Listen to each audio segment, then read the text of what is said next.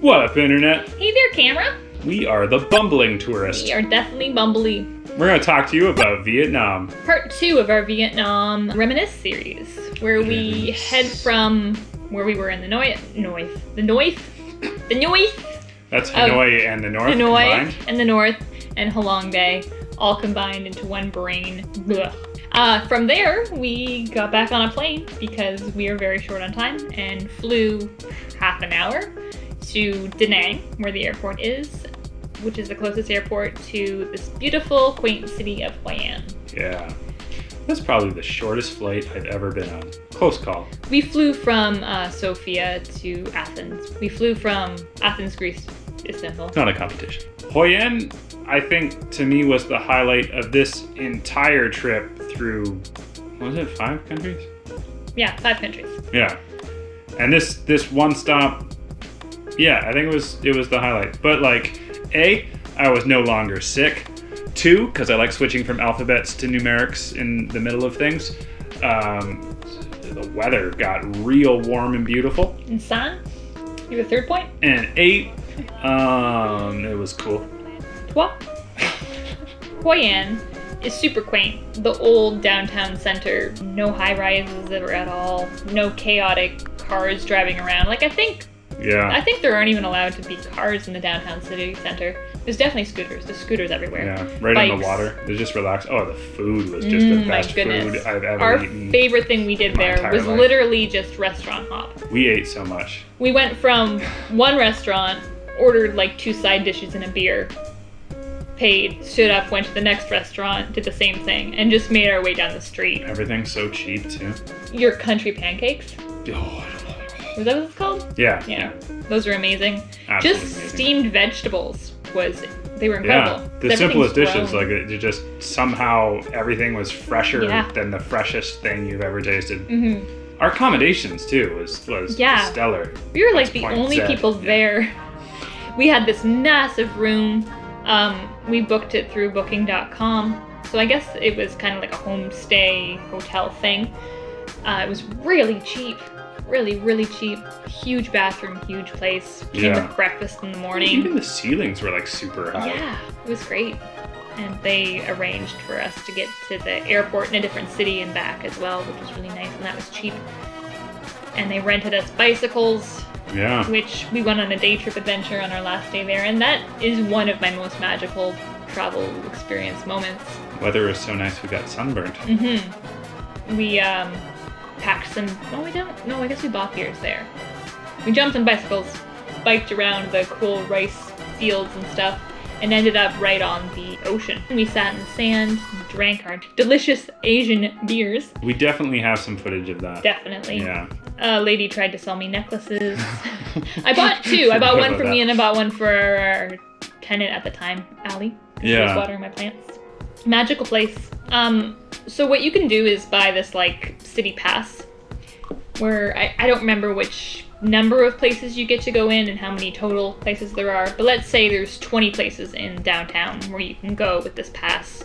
You're allowed to go to like a number of the 6, 9, I don't remember. Something like that, but it has to be in different categories. So there's like the townhouses and temples and in congregation halls, but I'll kind of break that down for you in something on the screen so it makes more sense. Yeah. It was so long ago at this point that I don't remember the specifics, to be honest.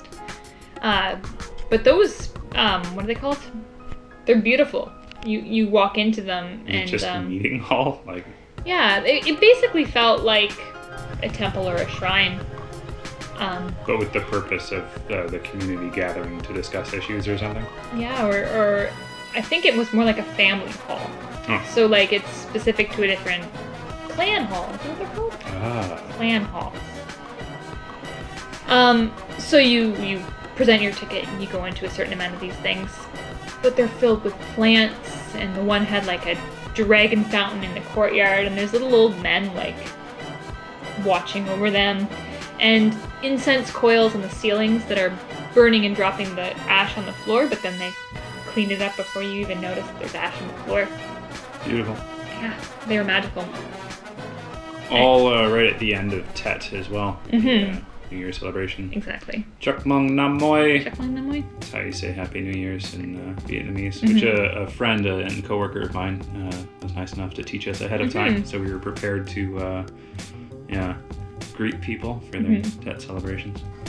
The Japanese covered bridge was really cool as well. Yeah. That was one of the things you could go to using this ticket. Definitely make sure you go to that. Yeah, it's cool. Not a lot to see inside it, but you basically need to see just it. walk through it, but yeah, it's worth it. And just getting lost in the back streets with all these shops that you can get a suit made or a dress made, which we didn't do because we weren't there very long. Yeah, but lots of food and drinks. And those lanterns that are iconic for Hoi An. And the waterfront, everything is kind of up along this little canal waterfront. Magical. At night, you can buy paper lanterns to make a wish and put in the water. We went to an open mic. We did, kind of. Didn't work out for me. No. Believe it or not, again, it didn't work. Well, someday maybe we'll make a failed open mic segment. Yeah. Because I've got 3 stories for every country we've ever been to about open mics that didn't pan out. Yeah.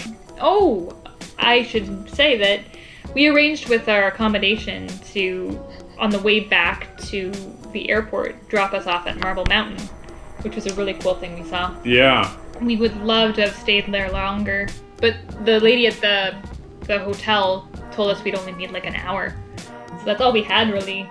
Before. You definitely could spend more time there. We barely got to climb up to the top of one section, and I think there's like 5 different sections you can climb to the top of. Tons of little places to get lost and buy food. That and was great. And, we have lots of footage of that, I'm pretty sure. Lots of pictures for sure. We can share. I don't think we paid. No, we got there so early that there wasn't like a main gate, and they showed us how to get there, and there.